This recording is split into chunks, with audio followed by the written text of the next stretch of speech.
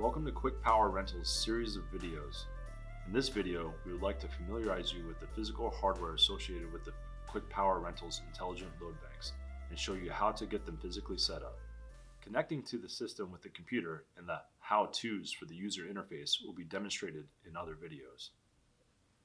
To start getting you familiar, I'll point out the relevant parts associated with the intelligent load bank system. As you can see, even though these load banks are not only different capacities, one is a 600 kW load bank and the other is a 100 kW load bank, they are also produced by different manufacturers. You can see the similarities right away on the control panel. Notice 2 Ethernet ports with caps and a green LED indicator light.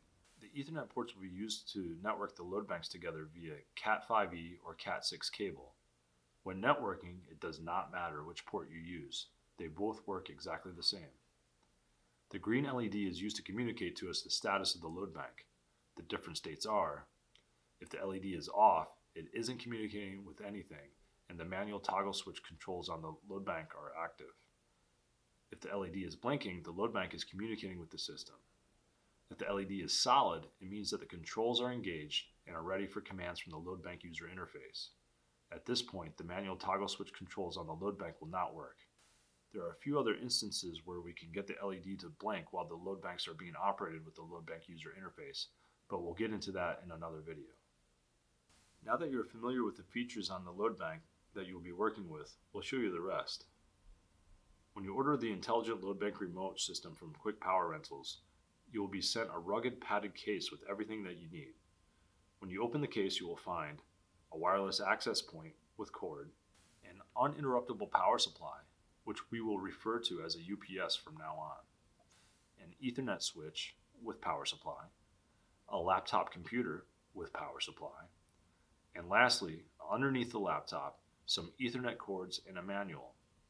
Depending on the size and quantity of Ethernet cords, they may be sent separately from the case.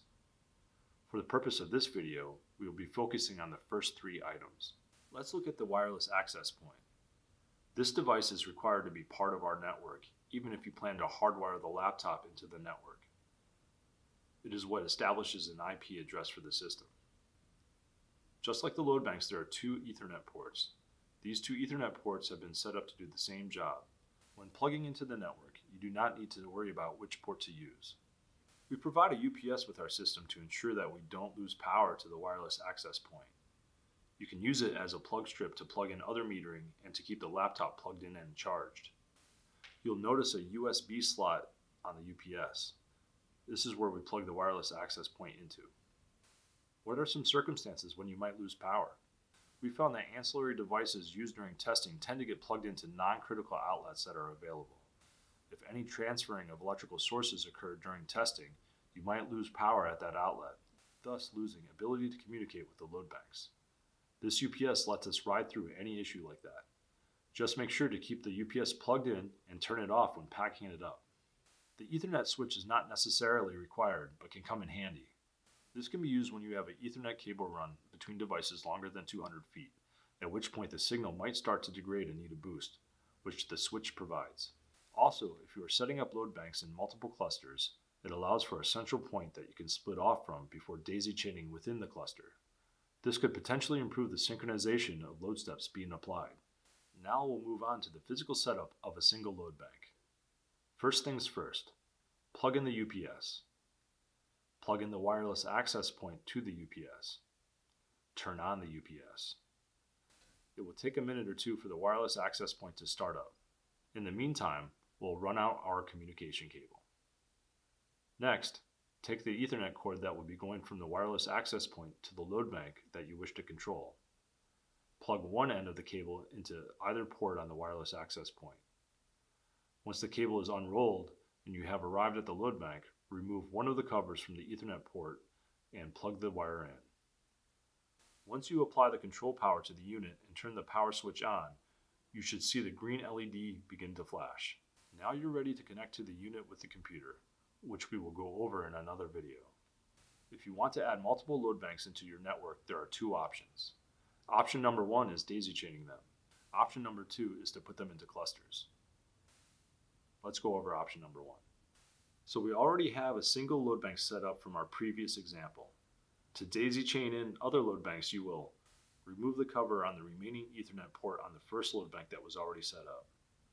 Insert one end of the cable that will go from this load bank to the next. Unroll the cable. Remove the cover on one of the Ethernet ports on the next unit. Insert the other end of the cable. Continue this process until all of the load banks have been connected. The last load bank in the chain will only have one cable going into it, while the rest will have two. Now let's look at option number 2, using the Ethernet switch to put the load banks into clusters. As you initially did, you will need to plug in the UPS and plug the wireless access point into the USB slot on the UPS. Turn the UPS on. Next, instead of running the Ethernet cable to the closest load bank, you'll run it to where you want to position our central Ethernet switch. This area should be close to a 120 volt receptacle, as the switch will need power. We recommend that you let Quick Power know in advance if you plan to use the switch, as this should be protected by UPS battery backup, just like the wireless access point. Once you have placed and plugged the switch in, plug the other end of the first Ethernet cord into one of the Ethernet ports. From here, we will branch out to our clusters of load banks with additional Ethernet cords. The process will now be the same as in option number 1. You will run from the switch to the first load bank in each cluster. Within each cluster, you will daisy chain the load banks as shown in option number 1.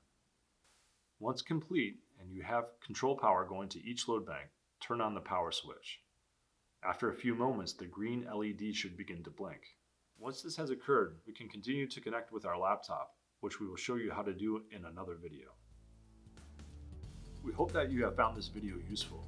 For more how-to videos related to our equipment or to learn more about what we do, visit us at www.quickequip.com. If you have any other questions, feel free to give us a call at 877-383-4040 or email us at rentals@quickequip.com. We are the load testing experts and are here to help. We hope to hear from you soon.